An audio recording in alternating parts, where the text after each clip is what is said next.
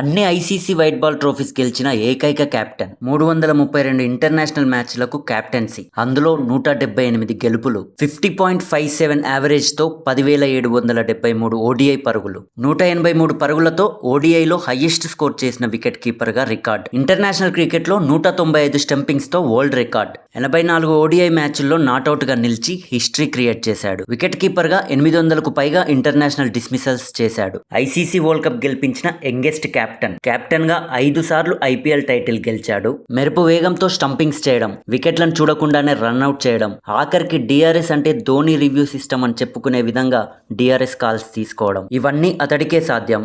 Cricket హిస్టరీలోనే one of the most influential captains, best finisher in the world. అలాంటి legendary cricketer అయిన MS Dhoni birthday ఈ రోజు. తన గేమ్తో, తన కెప్టెన్సీతో ఎంతో మంది యంగ్ ప్లేయర్స్ ని ఇన్స్పైర్ చేసిన ఎంఎస్ ధోని ఇంటర్నేషనల్ క్రికెట్ హిస్టరీలోనే తనకంటూ ఒక ప్రత్యేక స్థానాన్ని ఏర్పరచుకున్నాడు. 2027 ఐపీఎల్లో ఎంఎస్ ధోని ఆడతాడా లేదా అన్నది కామెంట్ సెక్షన్ లో చెప్పండి. కంటెంట్ నచ్చితే లైక్ చేయండి. ఇలాంటి ఇంట్రెస్టింగ్ స్పోర్ట్స్ అప్డేట్స్ ఎప్పటికప్పుడు తెలుసుకోవడానికి వెంటనే మన ఛానల్ని సబ్స్క్రైబ్ చేసుకోండి.